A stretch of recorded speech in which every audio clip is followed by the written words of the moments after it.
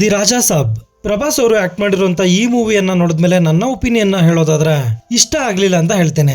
Literally zero expectations ಇಟ್ಕೊಂಡು ಈ ಸಿನಿಮಾನ ನೋಡೋಕೆ ಹೋಗಿದ್ದೆ. ಯಾಕಂದ್ರೆ ಈ ಸಿನಿಮಾದ ನಿರ್ದೇಶಕರು ಈಗ ಫಾರ್ಮ್ ಅಲ್ಲಿ ಇಲ್ಲ, ಹಾಗೆ ರಿಲೀಸ್ ಆದಂತ ಟ್ರೈಲರ್ಸ್ ಕೂಡ ಪ್ರಾಮಿಸಿಂಗ್ ಆಗಿರ್ಲಿಲ್ಲ. ಸುಮಾರು 3 ಗಂಟೆಗೂ ಅಧಿಕ ಡ್ಯೂರೇಷನ್ ಇರುವಂತ ಈ ಸಿನಿಮಾದಲ್ಲಿ ನನಗಿಷ್ಟ ಆಗಿದ್ದು ಕೊನೆಯ 40 ನಿಮಿಷ ಮಾತ್ರ. ಇನ್ನುಳಿದ ಬಹುತೇಕ ಭಾಗ ತುಂಬಾ ಬೋರಿಂಗ್ ಆಗಿ ಸಾಗುತ್ತೆ. ಇದೊಂದು ಮಲ್ಟಿ ಜೋನರ್ ಸಿನಿಮಾ ಆಗಿದ್ದು ಕಾಮಿಡಿ, ಹಾರರ್, ಫ್ಯಾಂಟಸಿ, ಸೈಕಾಲಜಿ ಇವೆಲ್ಲವೂ ಈ ಸಿನಿಮಾದಲ್ಲಿವೆ. ಕಾಮಿಡಿ ಎಲ್ಲೆಲ್ಲಿ ವರ್ಕ್ ಆದ್ರೆ ಸಿನಿಮಾದಲ್ಲಿನ ಯಾವೊಂದು ಹಾರರ್ ದೃಶ್ಯ ಕೂಡ ನಿಮ್ಮನ್ನ ಭಯ ಪಡಿಸಲ್ಲ. ಇದರ ಪ್ಲಾಟ್ ವಿಷಯಕ್ಕೆ ಬರೋದಾದ್ರೆ, ರಾಜು ತನ್ನ ಅಜ್ಜಿಯೊಂದಿಗೆ ಸಾಧಾರಣ ಜೀವನ ನಡೆಸ್ತಿರ್ತಾನೆ. ಇವರ ಅಜ್ಜಿಗೆ ಅಲ್ಝೈಮರ್ಸ್ ಇರುತ್ತೆ, ಅಂದ್ರೆ ಮರವಿನ ಕಾಯಿಲೆ ಇರುತ್ತೆ. ಆದ್ರೂ ಕೂಡ ಆಗಾಗ ತನ್ನ ಗಂಡನನ್ನ ಕನವರಿಸ್ತಿರ್ತಾರೆ. ತನ್ನ ತಾತ ಇರುವ ಜಾಗವನ್ನ ಕಂಡು ಹಿಡಿದ ರಾಜು ಒಂದು ಭೂತ ಬಂಗ್ಲೆಯಲ್ಲಿ ಹೋಗಿ ಸಿಕ್ಕಾಕೊಳ್ತಾನೆ.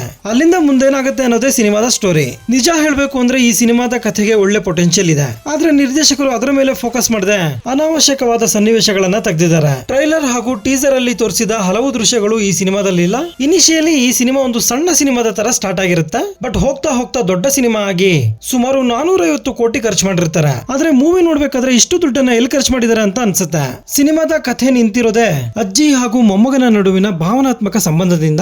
ಆದ್ರೆ ಮೂವಿ ನೋಡ್ತಿರೋಷ್ಟೊತ್ತು ಎಲ್ಲೂ ಕೂಡ ಎಮೋಷನಲಿ ನೀವು ಇದಕ್ಕೆ ಕನೆಕ್ಟ್ ಆಗಲ್ಲ. ಸಿನಿಮಾದಲ್ಲಿ ಒಳ್ಳೊಳ್ಳೆ ಕಾಮಿಡಿ ಆಕ್ಟರ್ಸ್ ಇದ್ರು ಕೂಡ ಬಹುತೇಕ ಕಡೆ ಪ್ರಭಾಸ್ ಅವರ ಕಾಮಿಡಿನೇ ವರ್ಕ್ ಆಗಿದೆ. ತಮನ್ ಅವರ ಬಿಜಿಎಂ ಹಾಗೂ ಸಾಂಗ್ಸ್ ಕೂಡ ಚೆನ್ನಾಗಿತ್ತು. ವಿಎಫ್ಎಕ್ಸ್ ಕೆಲವು ಕಡೆ ಮಾತ್ರ ಚೆನ್ನಾಗಿದೆ. ನಿರ್ದೇಶಕ ಮಾರುತಿ ಅವರು ಕಾಮಿಡಿ ಸಿನಿಮಾಗಳನ್ನ ಮಾಡೋದ್ರಲ್ಲಿ ಎತ್ತಿದ ಕೈ. ಹಾಗೆ ಪ್ರೇಮ ಕಥಾ ಚಿತ್ರವನ್ನು ಹಾರರ್ ಕಾಮಿಡಿ ಸಿನಿಮಾಗೆ ಇವರು ಕಥೆಯನ್ನ ಕೂಡ ಕೊಟ್ಟಿರ್ತಾರೆ. ಇದೇ ಸಿನಿಮಾ ನಮ್ಮ ಕನ್ನಡದಲ್ಲಿ ಚಂದ್ರಲೇಖ ಅನ್ನೋ ಹೆಸರಲ್ಲಿ ರೀಮೇಕ್ ಕೂಡ ಆಗಿರುತ್ತೆ. ಈ ಸಿನಿಮಾದ ಮೇಲಿನ ನಂಬಿಕೆಯಿಂದಲೇ ಇವರಿಗೆ ರಾಜಾ ಸಾಬ್ ಸಿನಿಮಾ ಸಿಕ್ಕಿರುತ್ತೆ. ಆದ್ರೆ ಕೊಟ್ಟ ಅವಕಾಶವನ್ನ ಇವರು ಸದುಪಯೋಗ ಪಡಿಸ್ಕೊಂಡಿಲ್ಲ. ಅಷ್ಟೇ ಅಲ್ಲದೆ ಇವರ ಟ್ರೇಡ್ ಮಾರ್ಕ್ ಕಾಮಿಡಿ ಕೂಡ ಇಲ್ಲಿಲ್ಲ.